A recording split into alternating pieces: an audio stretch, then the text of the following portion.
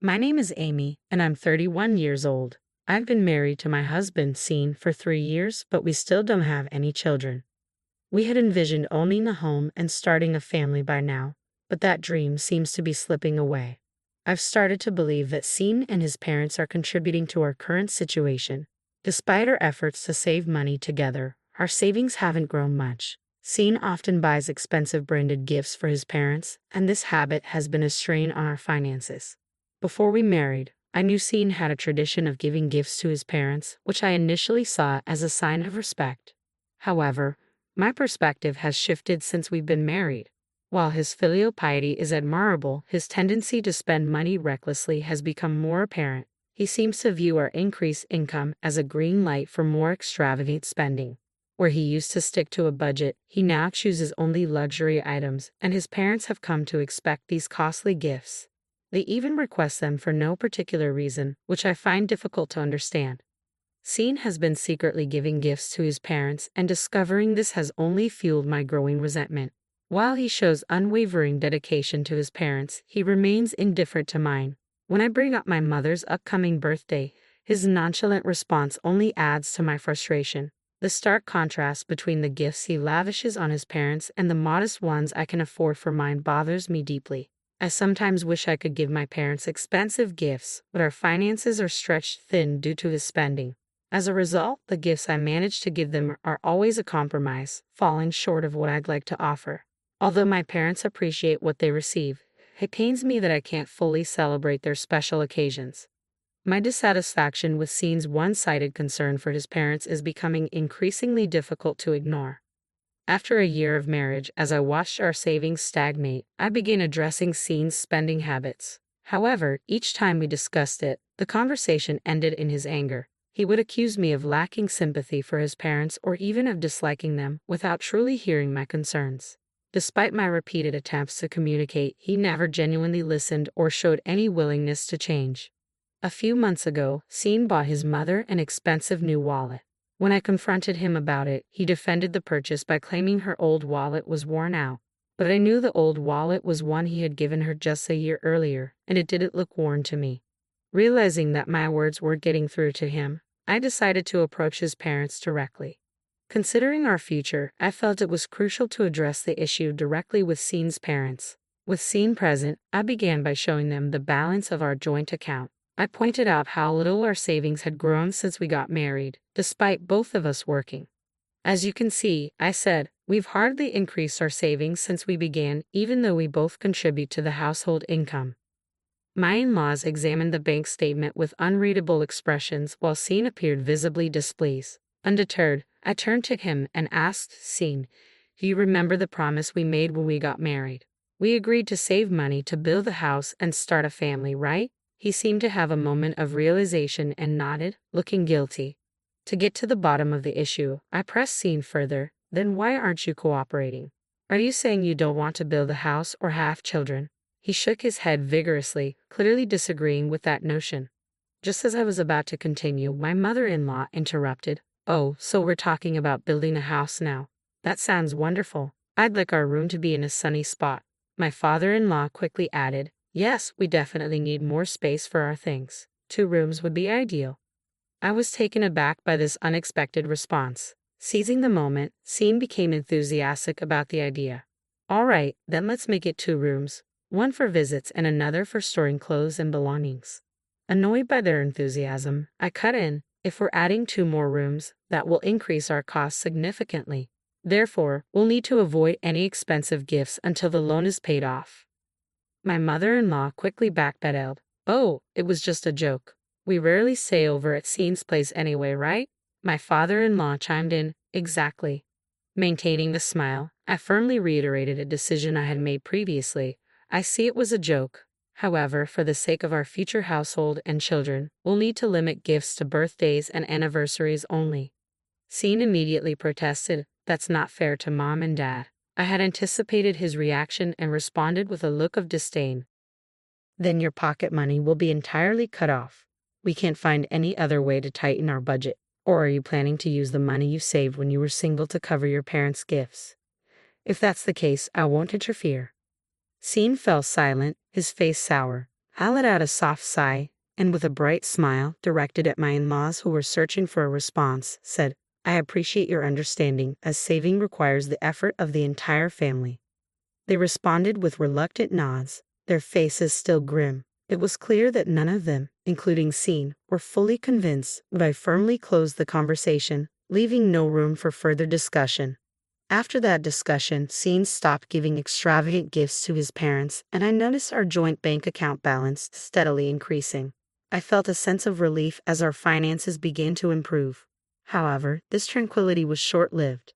The turning point came when my sister gave birth. Being only a year younger, my sister and I have always been very close. Although our contact lessened after marriage, we still made an effort to keep in touch at least once a week. When she had the baby, she sent me a photo along with news of her joy and excitement. Perhaps I am biased because it's my niece, but the baby was truly adorable. I couldn't contain my excitement and immediately showed Scene the photo of the baby. His eyes softened as he was charmed by the baby's cuteness. I felt a wave of relief at his reaction. Although he had always said he liked children, I had my doubts about whether he truly meant it. I worried that his reluctance to save money was due to a lack of interest in having children. But from his reaction, it seemed he would cherish our future children as well. Feeling reassured, I remembered something and said to Scene, who was still admiring the photo, "I've already sent my sister a gift and some money for the baby." His expression immediately darkened and he glared at me with clear dissatisfaction. "You restrict gifts to my parents but spend so much on your sister," he said, clearly upset. As I stood there in shock, he continued to complain, "And you sent it without discussing it with me." His self-righteousness made me lose my temper, and I responded sharply, "How can you say that when you always secretly give gifts to your parents? This is for a baby's celebration, not for no reason at all. If you can't accept that, then let's agree to stop giving gifts entirely." I worried that I had overstepped, but the words were out, and I couldn't backtrack. Perhaps the idea of being forbidden from giving gifts was too much for him to accept, but he didn't argue further and fell silent. His face remained displeased, but I took it as a sign that he had reluctantly agreed. A few days after our argument, I received a call from my mother-in-law. As soon as I answered, she started with, "I heard your sister had a baby." Realizing my husband had shared this news, I confirmed, "Yes, that's right." I expected her to offer congratulations or chat about the baby, but instead, she asked, "So, I heard you gave her a present. Is that true?" Taken aback by her directness, I replied, "Yes, I sent something for the baby." To my surprise, she responded cheerfully, "Well, I hope you'll have something for our anniversary next week too. I'm looking forward to it." Her request felt a bit impolite, but it was better than having Scene make an expensive purchase on his own. I agreed and ended the call. For my in-laws' anniversary, I decided to send a practical pair of glasses. I braced myself for a complaint, but none came, and time went by without incident. I had been too quick to judge my in-laws, but recent events made me realize my mistake. One day, my mother-in-law visited our home with a brand new luxury bag, beaming with delight. She admired the bag and thanked me, saying, "Thank you for the $4,000 bag." I was stunned, believing that our anniversary gift was merely a pair of glasses. I complained to Scene, "I feel awful about this." My shock left me barely able to whisper, but I chose not to address it with her at the time. She seemed oblivious to my reaction and cheerfully mentioned she was heading out to lunch with friends. After she left, I rushed to the bank. We had 3 accounts, individual accounts from before our marriage and a joint account we opened after tying the knot. The joint account showed no significant withdrawals, but checking our personal accounts revealed that $800 had been withdrawn from Scene's account and $4,000 from mine. When my husband came home, I confronted him about the missing money, but he dismissed my concerns. I thought it would be unfilial to give just glasses for the anniversary, so I used my account to cover Dad and yours to cover Mom, he explained. Seeing my anger, he grew flustered and insisted it wasn't a big deal since he hadn't touched the joint account. As I remained silent, his frustration mounted. "Why would you only get glasses for the anniversary? I went out of my way to make sure both of them were covered," he argued. Realizing the conversation was going nowhere, I grabbed the carry bag I had packed earlier and quickly left the house. I could hear him shouting behind me, but I ignored it and walked away. When I arrived at my parents' house, they greeted me at the door, clearly surprised by my sudden return. My intention to divorce left them even more shocked, as I hadn't mentioned anything about it before. It must have come as a surprise. I explained the deep differences in values and thinking between my husband, his parents, and myself, detailing the recent incident with the luxury bag. I shared how my fear of my assets being misused led me to decide on divorce. My parents listened, understood, and supported my decision. Since I had already prepared for the divorce, filing the petition and arranging for a lawyer was straightforward. Once I confirmed that the affidavit had likely reached him, my husband began trying to contact me repeatedly. His voicemails filled up with messages, which I initially listened to. However, as his messages grew increasingly angry, I stopped listening and chose not to respond. The divorce proceedings with my husband went much smoother than I had anticipated, thanks to my thorough preparations. Since we worked in different departments of the same company, news of our divorce spread quickly. Although he attempted to claim that I left of my own accord, his lies were quickly disproven. I had already informed my boss and colleagues about my intention to divorce, along with the reasons and the issues with my husband and his family. Despite any false information he might have spread, my boss and colleagues, who knew the real story, promptly refuted it. My husband only made things worse for himself by propagating falsehoods. He faced cold stares from colleagues and was pressured by his boss to resolve the matter quickly. Given his naturally timid nature, it seemed he couldn't handle the pressure. Under increasing pressure, he agreed to the divorce. Unable to handle the hostile environment at work, he resigned and moved back in with his parents. However, things didn't improve there. Rumors about him and his parents had spread beyond the office, reaching our relatives as well, thanks to a family member who worked at the company. The reception was icy. Returning to his parents' home only further damaged his reputation.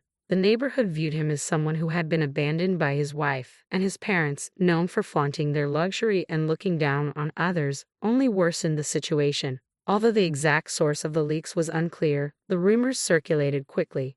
Facing disapproval and cold stares from those around them, my ex-husband and his parents lost their former arrogance and became notably subdued. Their once beloved collection of luxury goods came to an end when my ex-husband lost his income, forcing them to sell off their possessions. A relative who used to work with us informed me that the relationship between my ex-husband and his parents had become frosty, filled with mutual blame. I felt indifferent to this news. They had become irrelevant to me after our separation.